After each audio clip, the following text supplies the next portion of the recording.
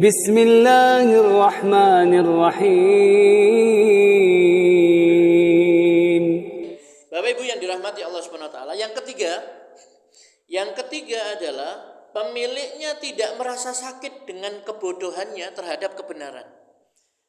Orang yang hatinya itu sakit, tandanya ada penyakit hati itu, pemiliknya itu tidak merasa sakit dengan kebodohannya terhadap kebenaran. Ya. Hati yang sehat akan merasa sakit dengan perkara-perkara yang syubhat yang menjangkitinya. Dia juga merasa sakit dengan kebodohannya terhadap kebenaran dan akidah-akidah yang batil. Oleh sebab itu, kebodohan merupakan musibah terbesar yang diderita orang yang di dalam hatinya ada kehidupan. Jadi musibah terbesar hati itu adalah yaitu ketika dia itu tidak mengenali kebenaran. Kan bahaya Pak kalau kita tidak mengenal kebenaran, ya. Kita tidak mengenal kebenaran, kebenaran itu adalah apa? Agama yang benar itu Islam misalkan. Dia tidak mengenali kebenaran itu. Ya, semuanya sama saja, baik semuanya, ya. Nah, seperti itu, ya.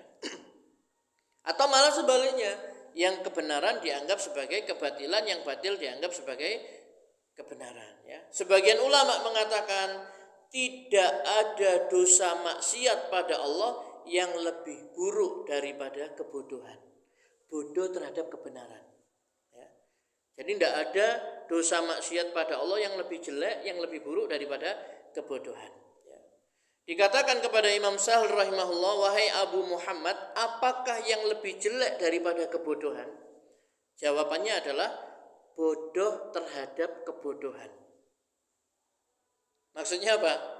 Orang bodoh yang tidak tahu kalau dirinya itu bodoh. Kalau misalkan kita ngerti, ya, kita ngerti, saya ini bodoh, tidak ngerti. Itu masih bagus, dia mau belajar. Mau menuntut ilmu, mau belajar, mendengar nasihat dan sebagainya. Tapi kalau dia bodoh tapi nggak ngerti, like bodoh itu kan parah, ya. Jadi itu adalah apa? Musibah yang paling besar, ya. Bapak Ibu yang dirahmati Allah Subhanahu wa taala, ada orang yang mengerti macam-macam tentang dunia lah, tentang IT, tentang apa, tapi dia tidak ngerti tentang masalah agama. Menyepelekan misalkan, ya, menyepelekan tentang masalah agama. Dia tidak ngerti bagaimana mandi junub itu gimana caranya, apa yang menyebabkan dia harus mandi janabat itu, ya. Kemudian bagaimana misalkan, ya, tidak ngerti tentang sholat dan lain sebagainya, ya. Dia tidak ngerti, ya. Maka Bapak Ibu yang dirahmati Allah Subhanahu wa taala, sampai Nabi itu kan mengatakan, ya, tanda kalau orang itu oleh Allah dikehendaki baik, dia itu difahamkan agama, ya. Dalam hadis sahih Nabi mengatakan apa? May yuridillahu bihi khairan yufaqihu fiddin. Siapa yang dikehendaki kebaikan oleh Allah Subhanahu wa taala padanya, maka Allah akan memahamkannya dalam urusan agama. Dia ngerti, oh ini halal boleh, ini yang haram, ini yang tidak boleh harus tinggalkan. Dia ngerti, ya, ini perintah Allah harus saya tunaikan semampu saya, ini larangannya harus. Ini kalau orang bodoh tidak ngerti sama sekali, dan dia tidak tahu kalau dirinya itu bodoh. Itu yang paling berbahaya, ya. Jadi Bapak Ibu yang dirahmati Allah Subhanahu wa taala, Nabi itu mengatakan kalau Allah menghendaki kebaikan pada seseorang, Allah akan memahamkan orang itu dalam perkara agama, sehingga dia akan menjauhi syirik, menjauhi dosa-dosa besar dan lain sebagainya, ya. Kenapa? Karena dia sudah paham, mengerti itu tidak boleh, ya. Makanya menuntut ilmu itu wajib, ya. Dalam agama Islam ini menuntut ilmu itu wajib, ya. Nabi sudah mengatakan thalabul ilmi faridatun ala kulli muslim. Menuntut ilmu itu wajib bagi setiap muslim. Imam Syafi'i rahimahullah mengatakan thalabul ilmi afdalu min sholatin nafilah. Menuntut ilmu itu lebih utama daripada sholat nafilah, ya. Bahkan ada yang mengatakan, ulama salaf itu mengatakan tidak ada sesuatu yang lebih utama setelah mengerjakan kewajiban kepada Allah daripada mencari ilmu. Karena dengan mencari ilmu itu kita akan mengenal Allah, Ya, kita akan mengagungkan Allah, kita mengenal nama-nama sifat Allah, apa yang diperintahkan, apa yang dilarang, mana yang dibolehkan, mana yang tidak dibolehkan. Itu dengan kita menuntut ilmu. Ya. Nah, seperti itu. Maka Bapak Ibu yang dirahmati Allah SWT, kalau orang itu mengerti, ya, dimengertikan oleh Allah, difahamkan dalam urusan agama, dia akan baik, dia akan takut. Ya. Nggak mau korupsi takut. Kenapa? Tahu Allah Maha melihat, Maha mengetahui. Ya. Pokoknya kalau sudah ngerti itu takut, ya, seperti itu. Oke, kemudian yang berikutnya, pemiliknya beralih dari makanan-makanan yang bergizi kepada racun yang mematikan. Makanan yang bergizi bagi hati itu apa? Zikir, ingat kepada Allah. Ala bizikrillah tatmainnul qulub. Ingatlah, hanya dengan berzikir kepada Allah hati itu menjadi tenang, tentram. Membaca Al-Quran, ya, atau mendengarkan orang yang membaca Al-Quran, mengerjakan amal soleh, ya, menolong misalkan fakir miskin, itu hal-hal yang bisa menjadikan hati kita itu semakin kuat, iman kita itu semakin kuat, ya. Hati kita semakin sehat, ya. Nah, seperti misalkan mentadaburi Al-Quran, ya, membaca Al-Quran. Allah katakan, wa nunazzilu minal Qur'ani ma huwa shifaa'u wa rahmatul lil mu'minin wa la yazidudz zalimina illa khasara. Dan kami turunkan dari Al-Quran itu sesuatu yang menjadi penawar, menjadi obat dan rahmat bagi orang-orang yang beriman. Dan Al-Quran itu tidaklah menambah kepada orang-orang yang zalim selain kerugian. Jadi Allah turunkan Al-Quran ini menjadi obat, ya, menjadi penawar, syifa, ya, menjadi penawar, ya, wa rahmatul lil mu'minin, dan rahmat, ya, bagi orang-orang yang beriman.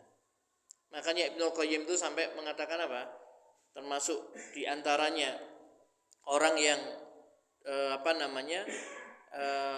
termasuk kategori yang berpaling dari Al-Quran. Itu bukan hanya orang yang tidak mau mempelajari Al-Quran, tidak mau membaca Al-Quran, tidak mau mengamalkan isi Al-Quran, tapi juga orang yang tidak mau berobat dengan Al-Quran. Orang yang tidak mau berobat, tidak mau menjadikan Al-Quran ini sebagai obat. Itu termasuk orang yang hajrul Quran juga, termasuk orang yang berpaling. Kenapa? Karena Allah menurunkan Al-Quran ini, Al-Quran itu adalah sebagai penawar, sebagai obat.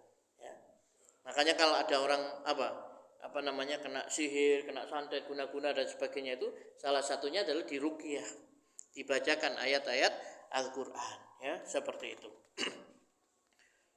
Kemudian sebagai rahmat, ya. Jadi kalau kita membaca Al-Quran, Allah Subhanahu wa taala akan menurunkan rahmat kepada kita. Dan juga Al-Quran ini satu-satunya bacaan, ya.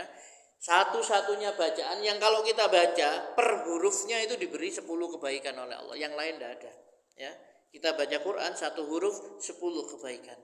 Dan satu-satunya bacaan yang kalau kita baca nanti hari kiamat akan datang membela orang yang membacanya. Maka Nabi suruh baca Quran, Iqra'ul Quran, bacalah Al-Quran. Fa innahu ya'ti yaumal qiyamah syafi'an li ashabi. Karena sesungguhnya Al-Quran itu nanti akan datang pada hari kiamat memberikan syafaat kepada orang yang membacanya, ya.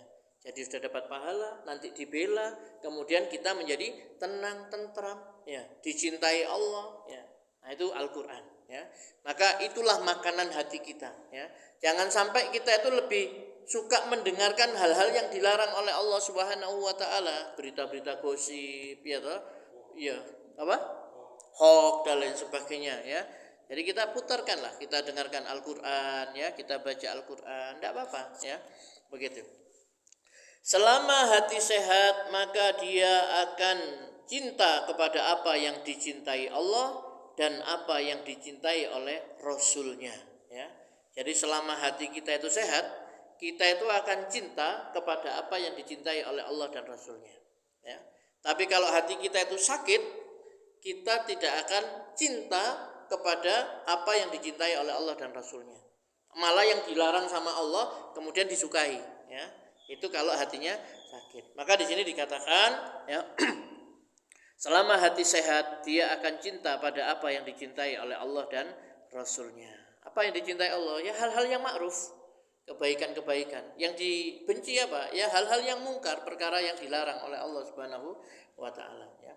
Wa'lamu anna fikum Rasulullah law yuti'ukum fi katsirin minal amri la'anittum walakinnallaha habbaba ilaikumul iman wa zayyanahu fi qulubikum wa karraha ilaikumul kufra wal fusuqa wal isyan ulaika humur rasyidun. Dan ketahuilah olehmu bahwa di kalangan kamu ada Rasulullah sallallahu alaihi wasallam. Kalau ia menuruti kemauanmu dalam beberapa urusan, benar-benarlah kamu mendapatkan kesusahan. Tetapi Allah menjadikan kamu cinta kepada keimanan dan menjadikan keimanan itu indah di dalam hatimu dan menjadikannya kamu benci kepada kekafiran, kefasikan dan kedurhakaan. Mereka itulah orang-orang yang mengikuti jalan yang lurus, ya. Jadi Allah menjadikan kepada orang mukmin itu cinta pada keimanan dan menjadikan keimanan itu indah, ya. Indah, ya, di dalam hati kita. Akhirnya kita berharap begitu, kita cinta dengan keimanan, kita senang sholat itu senang, melaksanakan bertobat juga senang, ya toh. Pokoknya mengerjakan apa yang dicintai oleh Allah SWT kita gembira, dan kita membenci apa-apa yang dibenci oleh Allah SWT. Maka di sini dikatakan apa? Wa karraha ilaikumul kufra wal fusuqa wal isyan. Dan Allah Subhanahu wa taala menjadikan kamu benci pada kekafiran, kefasikan dan kedurhakaan. Maka ini harus kita benci kekafiran, kita tidak boleh cinta kepada kekafiran, kefasikan. Kenapa? Karena Allah membenci, ya. Rasulullah SAW bersabda, "Dzaqa halawatal iman man radiya billahi rabba wa bil islami dina wa bi Muhammadin rasula." Telah merasakan manisnya iman orang yang rela ridho Allah sebagai Rabbnya, Islam sebagai agamanya, dan Muhammad sallallahu alaihi wasallam sebagai nabinya. Hadis riwayat Muslim, ya. Jadi orang kalau dia ini ridho, senang Allah sebagai Tuhannya, senang Islam ini sebagai agamanya, senang Rasulullah SAW ini sebagai nabi dan rasulnya, maka dia merasakan manisnya iman. Sungguh telah merasakan manisnya iman, ya. Kalau ridho, rela Allah sebagai Tuhannya, senang Allah sebagai Tuhannya, maka apapun yang diperintahkan oleh Allah senang dia. Seperti kalau kita cinta itu loh Pak. Kalau kita tergila-gila, ya apa namanya, mabuk cinta itu Pak, ya, kasmaran itu, ya, apa saja yang disuruh kita mau sudah. Pokoknya kalau sudah cinta itu kita siap menjadi budak. Kalau kita cinta kepada Allah, apapun yang disuruh sama Allah kita mau. Seperti itu, ya. Tandanya cinta, ya, seperti itu.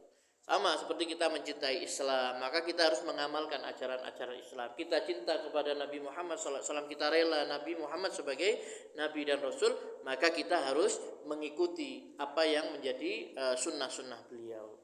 Nabi katakan, la yu'minu ahadukum hatta akuna ahabba ilaihi min waladihi wa walidihi wan nasi ajmain. Tidak sempurna iman seseorang di antara kalian sehingga aku lebih ia cintai daripada dirinya sendiri, anak dan keluarganya serta manusia semuanya. Hadis riwayat Bukhari, ya. Jadi Rasulullah SAW itu lebih kita cintai daripada seluruh manusia. Kalau kita sudah mencintai Rasulullah SAW di atas semua manusia, maka imannya sempurna. Kalau enggak, berarti tidak sempurna.